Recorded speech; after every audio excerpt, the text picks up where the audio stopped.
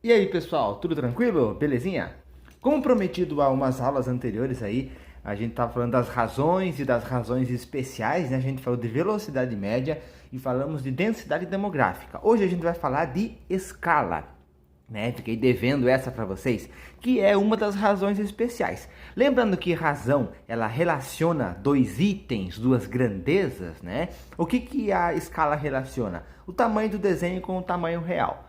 Como assim? Bom, provavelmente vocês já viram em mapas que o tamanho do mapa, ele não condiz com o tamanho real daquilo que está sendo representado. Por exemplo, se você pega o mapa do Brasil, né, do mapa território ali, você vai medir o mapa lá, se você pegar uma reguinha, este mapinha lá do Brasil tem, sei lá, 13 centímetros. Será que o Brasil tem 13 centímetros? É claro que não. Então, como que a gente faz? Para que esse mapa seja o mais real possível, o mais próximo ao real, então é utilizado uma escala.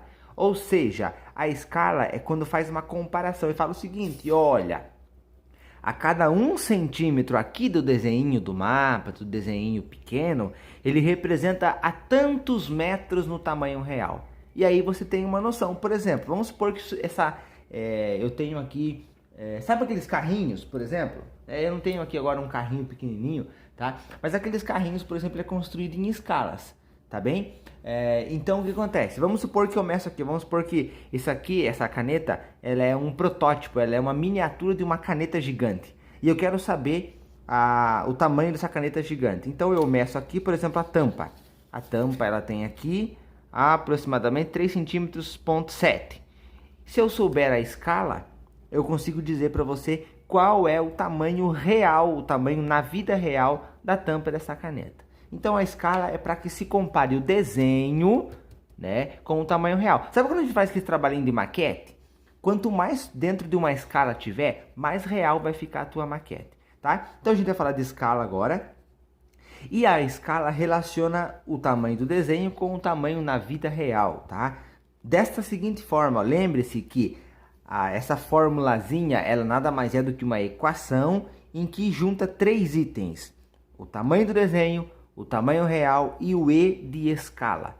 Então pode ser, não esqueça disso, que o exercício te forneça qual é a escala, te forneça o tamanho do desenho e queira saber o tamanho real. Pode ser que o exercício te dê o tamanho do desenho, a escala e queira saber o tamanho real. Ele vai variar entre esses três itens aqui, tá bem? Curiosidades importantes aí para a gente ficar atento. O tamanho do desenho é sempre representado em centímetros, porque a gente usa a reguinha ali para ter uma noção melhor.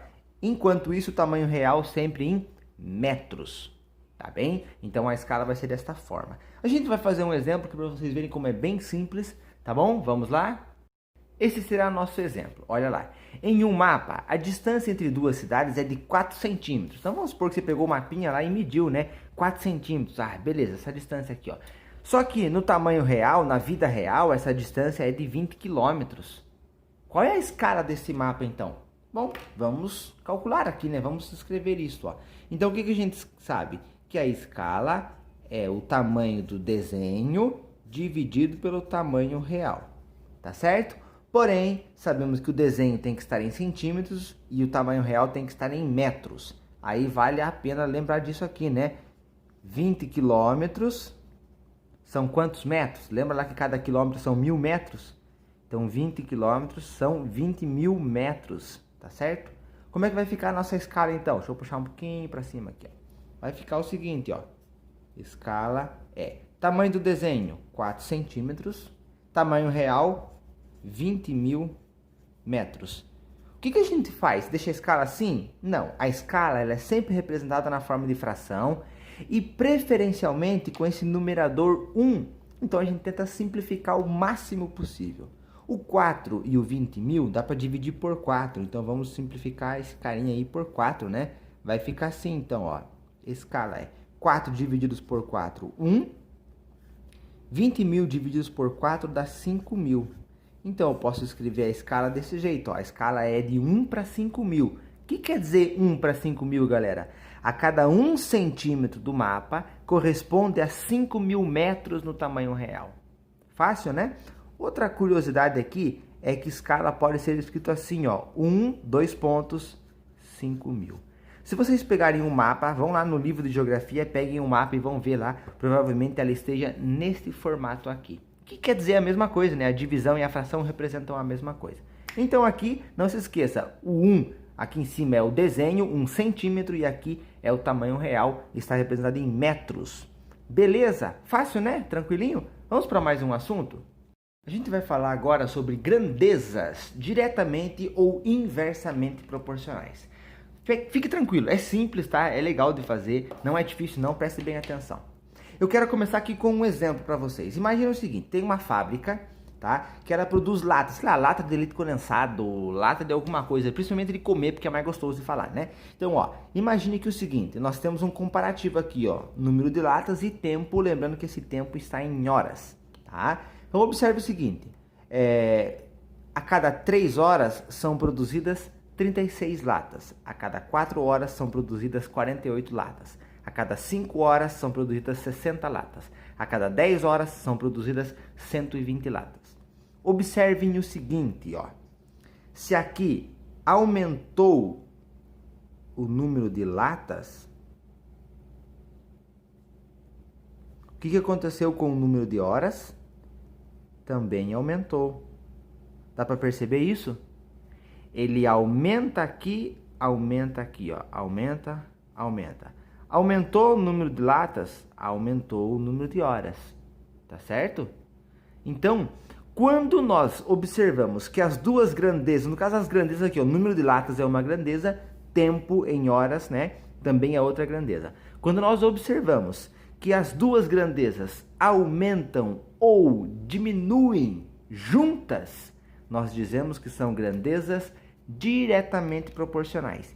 E esse entendimento do probleminha do enunciado e a gente conseguir dizer são grandezas diretamente proporcionais, são grandezas inversamente proporcionais, é muito importante para o nosso próximo passo, que a gente vai resolver alguns probleminhas nesse formato, tá bem?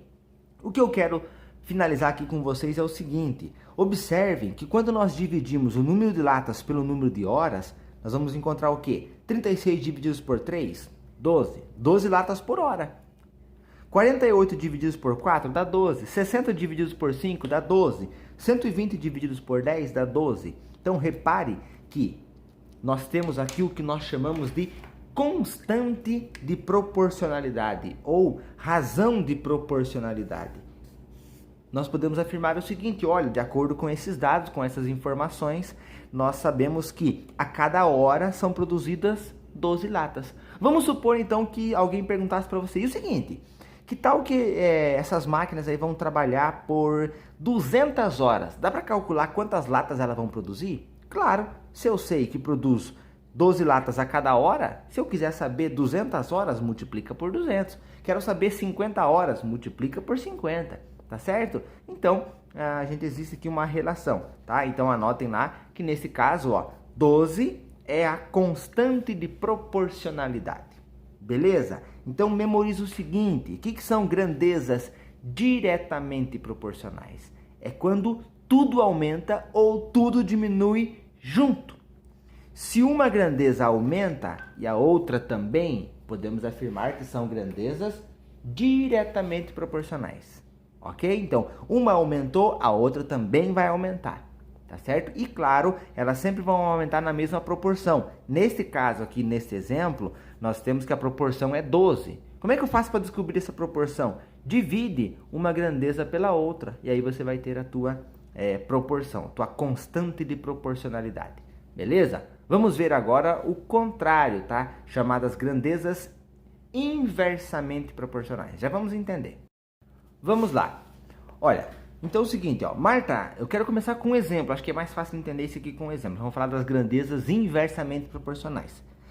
Marta calcula que levará 12 dias para ler um livro. Então, beleza, a Marta arrumou um livro lá, né, para ler, opa, vamos ler agora então. E aí ela pensou o seguinte, bom, se eu ler 8 páginas por dia, né, uma leitura diária de 8 páginas, se ela ler 8 páginas por dia, então ela consegue concluir este livro aí em 12 dias, né?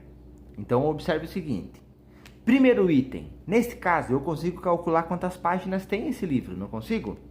Porque ela pensou assim, ó, lendo 8 páginas por dia, em 12 dias eu termino essa leitura.